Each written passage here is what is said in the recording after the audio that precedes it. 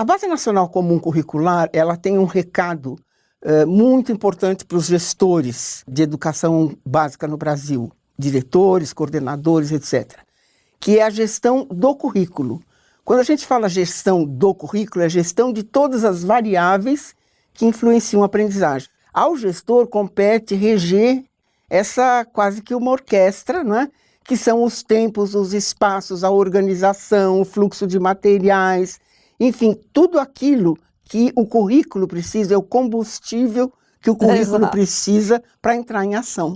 Você concorda, Giseline? Para que as crianças aprendam, de fato, né? Quer dizer, que todas as decisões relativas aos tempos, quando as coisas acontecem, que período elas acontecem, qual a sua duração, ou aos espaços aonde elas acontecem, têm que ser tomadas, tendo como referência, além da base, o interesse da criança, da aprendizagem da criança. Retomando a questão do espaço, eu acho que se apropriar do espaço na ótica de que ele sirva a aprendizagem do aluno, não é? Por exemplo, né, na sala de aula, como é que nós vamos dispor os alunos para que eles possam, de fato, ser protagonistas? Nós vamos dispor os alunos sempre um olhando na nuca do outro? É uma possibilidade, mas me parece que não é a única possibilidade. Se imagina que eles têm que fazer trocas, ser cooperativos, etc., etc., eu tenho que pensar numa disposição de carteiras, por exemplo, que favoreça essa troca, esse intercâmbio, essa aprendizagem cooperativa. Eu posso dizer a mesma coisa do espaço, por exemplo, do recreio. Quer dizer, eu posso utilizar este espaço também para o recreio, de maneira que ele sirva para passar algumas mensagens para esses alunos. O desafio no momento é exatamente olhar para esse espaço, para o espaço que se tem, e transformar o espaço a favor, não é? Com certeza. Desta aprendizagem do que se imagina que se deva assegurar. E que o professor também se sinta identificado com esse espaço.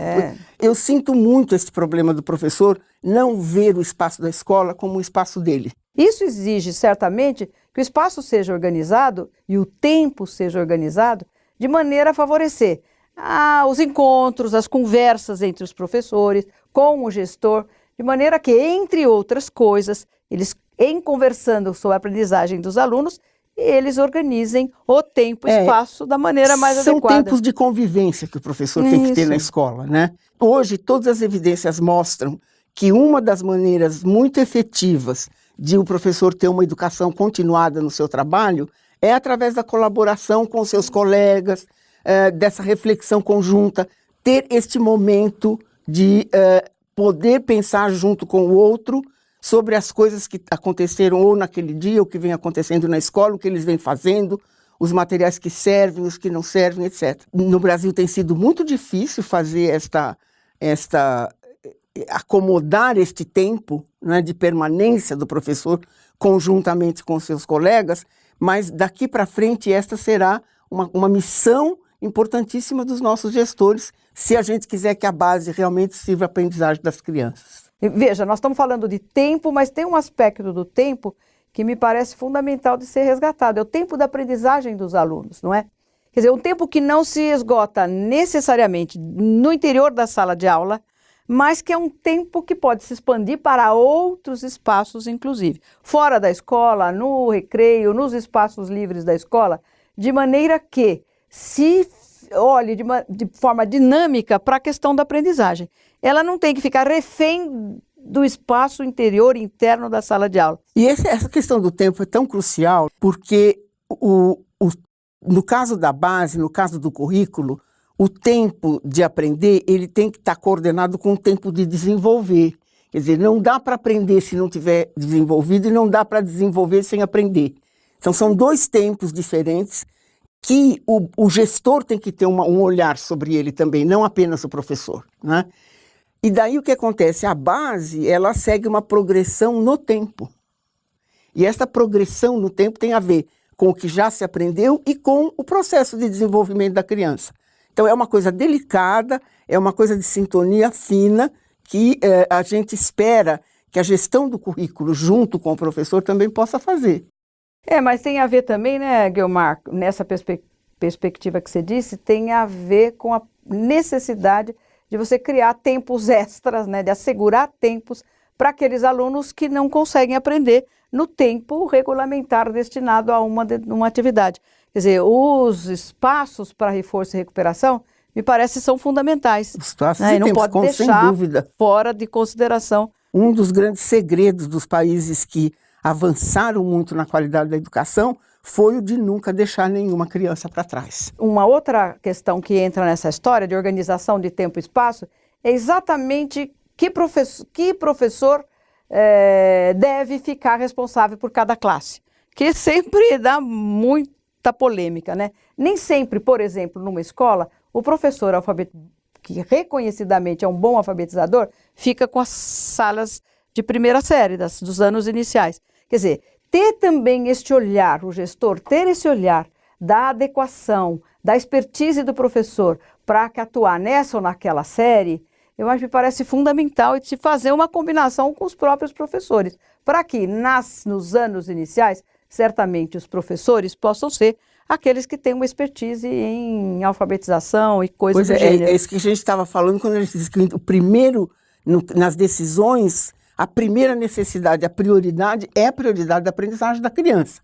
Não necessariamente a prioridade do horário do professor, da conveniência do professor. O gestor precisa conciliar essas coisas. Ele também tem que saber que o professor precisa trabalhar satisfeito. Então, ele não pode também jogar o professor num horário que seja totalmente incompatível com a vida dele. Enfim, a gestão do currículo é esse trabalho de relojoeiro, quase. Tá certo. Né? Mas eu queria falar um pouquinho de materiais, professora Guiomar, não é? Eu acho que eu trabalhei muito tempo em escola, na minha vida da escola, e às vezes a gente se depara com um dilema, né? A título de manter conservados os materiais, muitos dos materiais não são colocados na roda, não são utilizados. Acho que aí fica uma outra demanda, né? Material é para ser utilizado em favor da aprendizagem dos alunos. Não é admissível que uma sala, um acervo de livros fique fechado e não seja disponibilizado para uso dos alunos, etc, etc.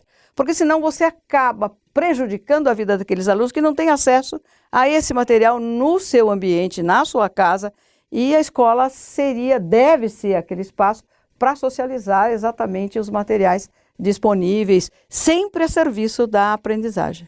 É como se a gente pudesse resumir tudo isso dizendo que sim, a gestão escolar, que é basicamente a gestão do currículo, né? Ela é a gestão das pessoas e daquilo que as pessoas sabem ou não sabem, como você disse, quer dizer, entender qual é a experiência de um professor e colocá-lo no lugar adequado, né? Então é a gestão das competências profissionais, é a gestão do tempo, é a gestão do espaço e dos materiais, né? E é também esta visão de que existe uma progressão, que a Base Nacional Comum ela está indicando uma progressão e esta progressão tem que estar visível para todo mundo. E tem que ter um ponto de chegada. Um ponto de chegada, claro, que todo mundo compartilhe. E isso é tempo. É tempo de aprender, é tempo de desenvolvimento.